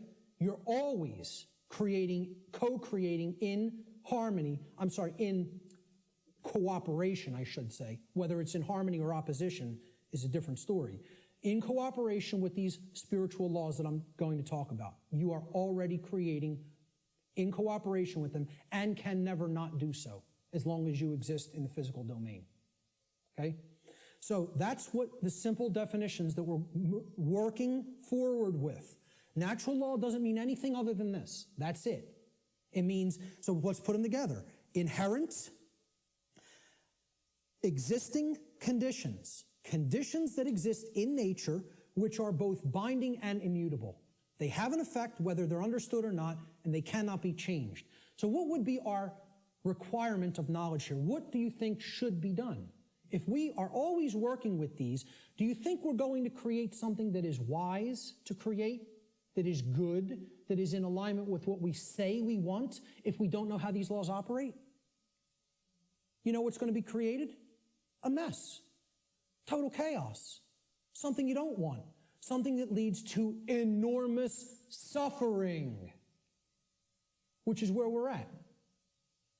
If, on the other hand, you have that knowledge of how these things work, then you align your behavior to them, you're going to create a whole new different ballgame. And then you're going to not have self-inflicted suffering. Okay? That's what this is all about.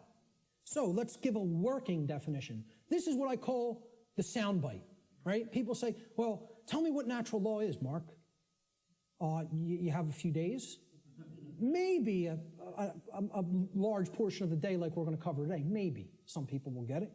Okay? But really, you need to devote a large amount of time to studying this, understanding it, reading about it, and even experimenting with it. This is not an untestable hypothesis. Okay? And it's not a hypothesis. It's actually a law. But it's not untestable. You can test it. You can apply all the scientific methodologies to natural law. Same thing. Gather your information, observe, hypothesize, observe, test the results, publish the results. That's scientific methodology. The scientific methodology will be borne out for everything I'm talking about in this presentation if it is applied, because this is not a religion. This is not some New Age mumbo-jumbo. This is a science.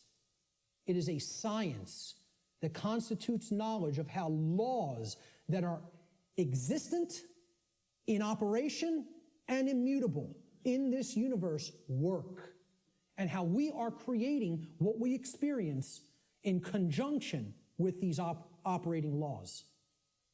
And man didn't put them into effect. Whatever created this universe put them into effect. I'm not here today to tell you what that is. Your job in your own personal experience is to get in touch with what you feel that is. I'm not here to tell you what that is.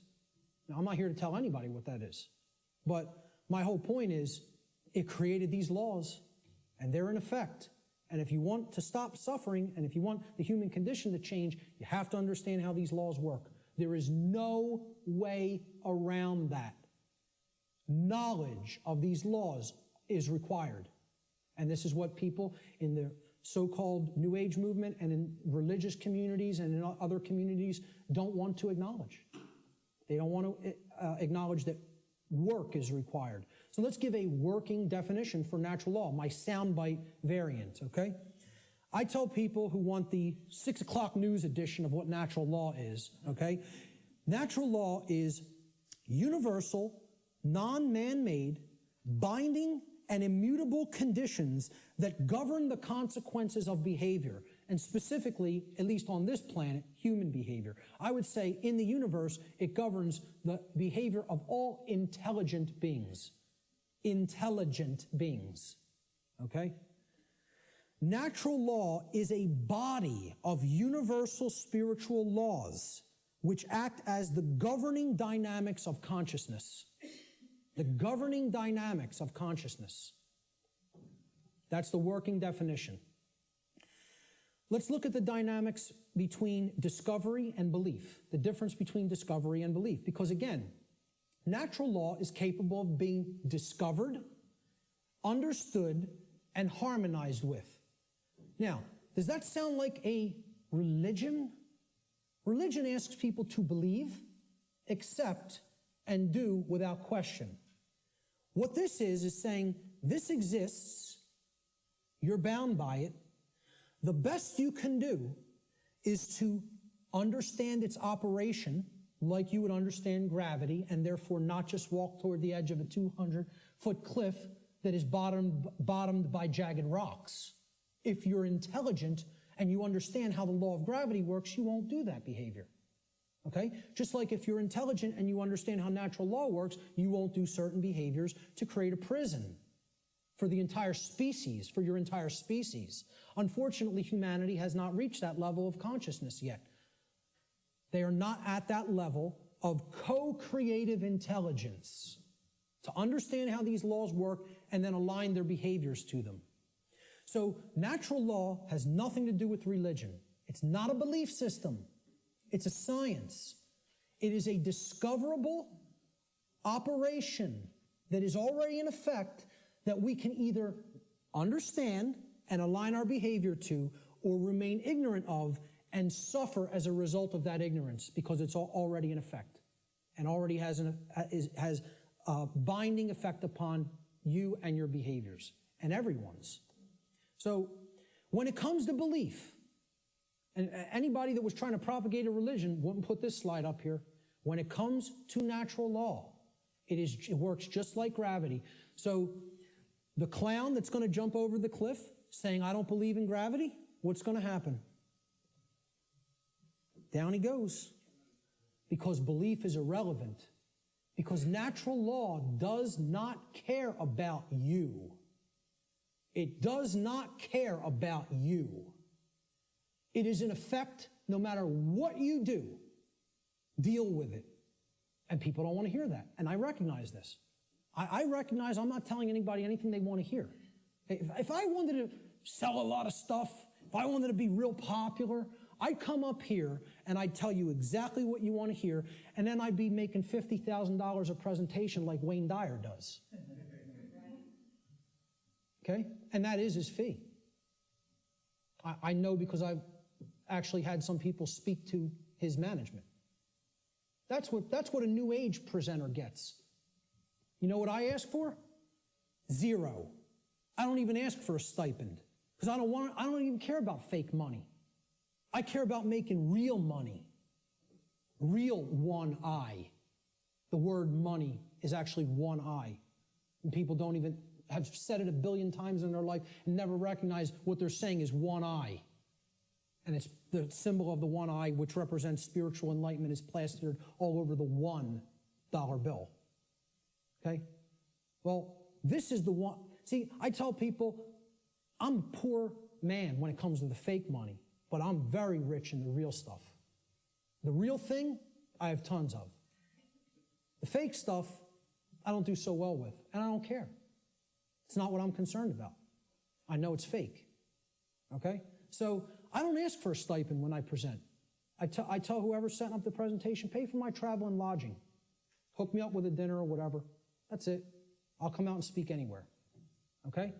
The point is, if I was trying to appeal to somebody's ego and what they wanted to hear, I would tell you your beliefs are very important. Your beliefs shape, and they do shape your reality. In a negative way, if you don't align yourself with truth and you want to stay attached to a belief system because you prefer it over what's real, okay? So when it comes to natural law, I'm not telling people don't believe in yourself. People will say, there's forms of belief that are good. Yeah, I acknowledge that. I understand that. Believe in yourself. Believe in your own ability to come to this understanding of information like this. But I'm explaining when it comes to a law that is existent in the universe, your belief doesn't matter. It's irrelevant. The universe doesn't care what those parents at that picnic whose child just went over the cliff believed. It doesn't care whether that girl doesn't know how gravity works. It's going to have an effect. You act a certain way, like a computer. Boom, you put this in, here's how you program this, that's what has to come out. Invariably. Invariably. It is nothing personal. Natural law is not a personal force. It is an impersonal force.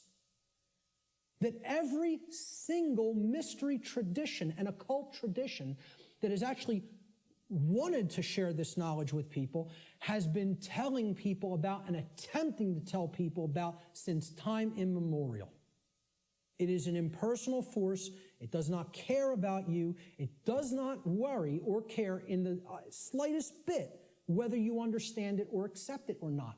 It is an effect. You are bound by it. The end. And stop crying in your milk over it. That's it. No one wants to hear that. And I'm not so naive that I recognize people don't want to hear that I don't recognize that. I do recognize that. Believe me, I realize the wall I am up against in saying this. I get it fully. Fully.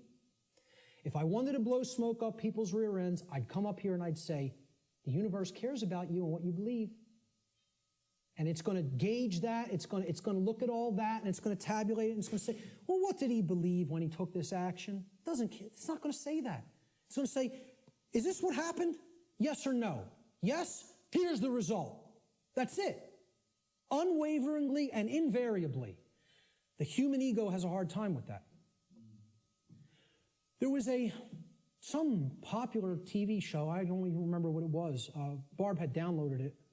And she was watching an episode, and it said, humanity's greatest fear is that truth is absolute.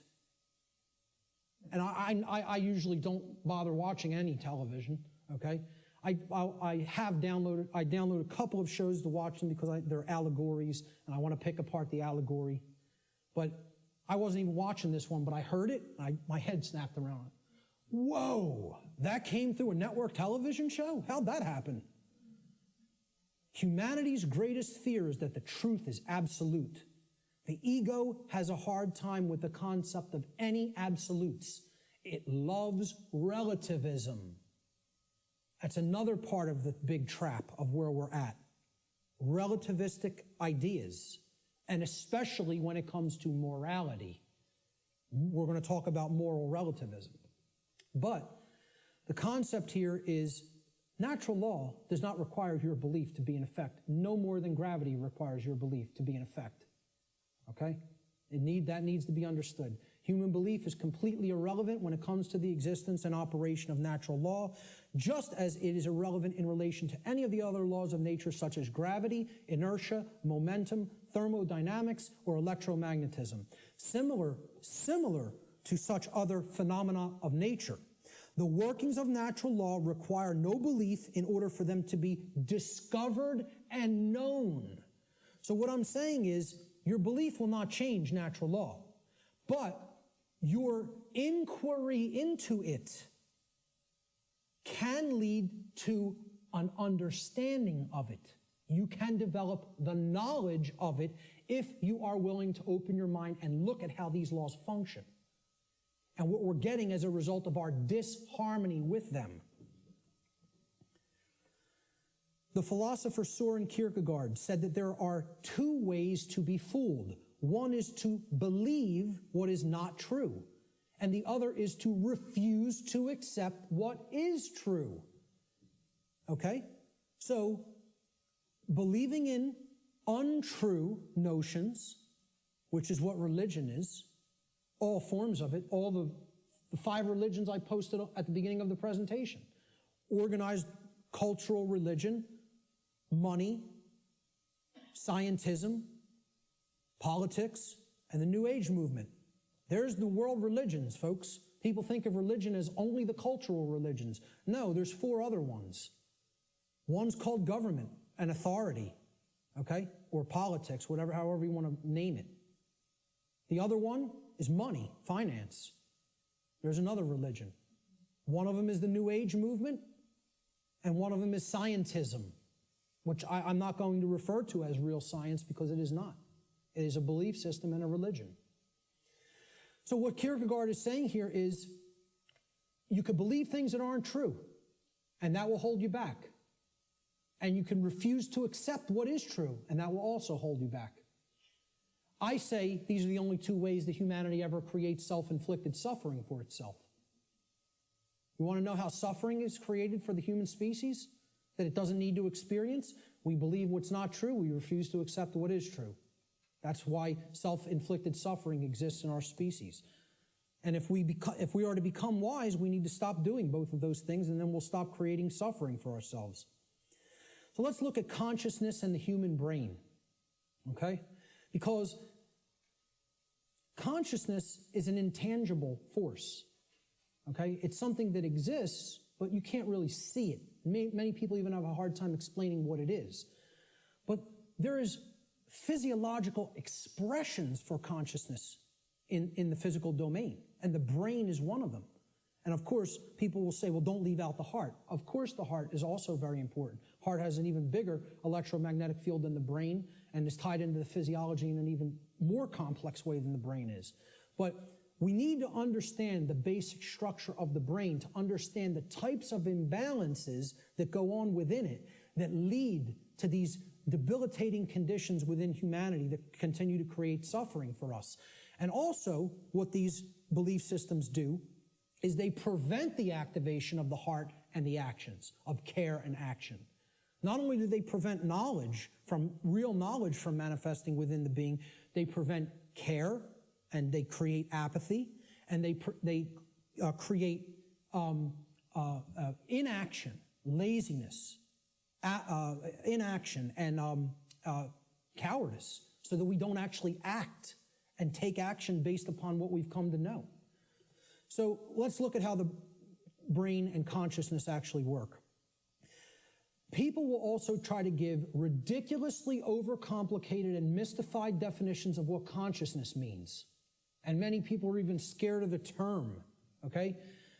We have to demystify these terms and bring them down to real simple English and real simple concepts that the average person can grasp, okay? And stop trying to make it more complicated than it is. Being conscious of something, meaning having consciousness of it, is an ability of the being to recognize patterns. Remember, this is all about pattern recognition. To recognize patterns and meaning with respect to events that are taking place or have taken place, okay, both within oneself, okay, in the inner realm, in the lesser realm, the realm of the individuated consciousness, and in the realm in which the self exists and operates, the macrocosm. So let's break it down, right? Ability of a being to recognize patterns and meaning with respect to events taking place within oneself, the microcosm, and in the macrocosmic world, the world at large. And the events taking place is the truth. So it's our ability to accurately perceive truth of what has happened and what is happening. That's consciousness. That's consciousness. And it's made way overly complicated by people. It's mostly made overly complicated in the New Age movement, again, which I can't stress enough how big of a deception it is. For people, really have to go and check out my work on the New Age deception, okay? It's on my website. It's in the video section, and it's in the podcast section. And it's a 7-hour presentation. But I'm telling you, it will be as worthwhile for you to check out as this seminar. So that's what consciousness is. Now, how does consciousness express? There's a difference between what it is and how it expresses in our life. Consciousness expresses. I ask people, just tell me, what are the ways you could ever make yourself known to any other being? How can any other being come to know who you are in this incarnation, in this physical manifestation? How could they possibly come to know you? How could you manifest yourself or make yourself known to them? And there's only 3 ways: thoughts, emotions, and actions, okay? And I would say speech falls into the line of the combination of thoughts and emotions. And speech is also a form of action. I'm using force to, make the air flow over my vocal cords to make sounds come out so that you can hear what the concepts I'm trying to express. So it is a form of action. And it derives from what we have thought up to this point and the emotions that we have, and we could express it through speech. So thought, emotion, and action. Thought you have to look at as the creative force that is the expression for consciousness within the individual. Okay? So it's a neutral force. You don't look at your thoughts as masculine or feminine, do you? But you do look at them as creative forces. In order for anything to manifest in the physical domain, it had to first exist as a thought. This computer, somebody had to envision all the parts, how it works, how it's put together. Okay? This camera equipment, the clothes you're wearing, the seats, everything that exists had to first exist in the realm of thought. Had to. By law. Then it comes into physical manifestation through action. Your emotions are a polarized component, you could look at it as. It is a feminine aspect of consciousness. Because other people don't feel your emotions. They could perceive or sense them. You're the one who's feeling the emotions in your physiology. It's an internal expression. You feel emotions inwardly, inside in the physiology. Hence, this is a feminine expression for consciousness. It is something that is not externalized and put out. It is something that is felt within. So the emotions in the mind-body-spirit connection are the spirits in which we do something. Okay, so that's the feminine force or the spirit. Of course, thoughts are within our mind, hence that's the mind component of the consciousness. Then there's a marriage between them. Okay, so you can look at thoughts as the creative essence, which then blends with or marries to the feminine. Now, see, we're getting into a notion that is taught in many different religious traditions. It's called the Trinity. And I challenge anybody, go and look in any of the trinities that exist, in any of the religions. You can go back to Babylon. You can go to the Indus Valley traditions. You can go to the Egyptian and Cometian traditions, the Christian traditions. Every single religious tradition that has talked of a Trinity, okay, it is always a father creator, a sacred feminine figure, okay, of some kind that the father then impregnates or inseminates in some form. And then from that offspring is born a male child. Always. Okay? What we're talking about here is the father being the mind, the creative essence. Then the spirit or the emotions being the sacred feminine essence. Okay? Or the Holy Spirit, the emotions. And then the child, the male child, is behavior. It is the active or masculine principle that actually interacts with the physical world to change it. And hence, that is the only way to actually save ourselves. And again, people in religious thinking will immediately attack this and say, you're saying that saving ourselves will not come through faith. Yes, I am. Saving ourselves will only come through action. Action will save humanity. Faith will not do it. So, sorry to again, smash another egoic attachment that people have to religious notions. But these religions are created by the control system. Okay? People don't understand that exoteric Christianity is created by the dark occult, of the ancient dark occult mystery schools. They don't understand where this religion came from because they haven't studied astrotheology. And I'm not telling you there's no good concepts in any religion. I say take all the good concepts and leave the nonsense. Because one of the nonsense is that you need to believe in something to be saved from the current human condition. You don't need to believe in a thing. You need to know the truth. And right in their own religion, there it is. Let me just stay on this for a moment, because in their own scripture, the exoteric Christian scriptures, what is the one prescription that the Christ figure gives to the people when he is asked about freedom? He's only asked about freedom like once in the Gospels, okay? In the words attributed to his teachings. And they want to know what will save us, what will make us free, and what is his prescription? Truth shall make you free. No, that is not. There's something missing there. You're close. What is the actual saying? Know the truth. Knowing the truth will make you free. That's the prescription, even in exoteric Christianity. It's right there in the Gospels. But Christians don't want to hear that because the controllers in the church who came from the dark priest class gave them this nonsense that all you have to do is believe and everything will magically change. Well, good luck with that. When people's behaviors have no alignment with morality, you think your belief's going to change something? Again, let me know how that works out for you. And again, I'm not mincing words up here. You know, I'm telling it like it really is. I don't care who it offends. So, the expressions for consciousness are thoughts, emotions, and actions which are likened to, in the consciousness community, of mind, spirit, and body. And it's a trinity.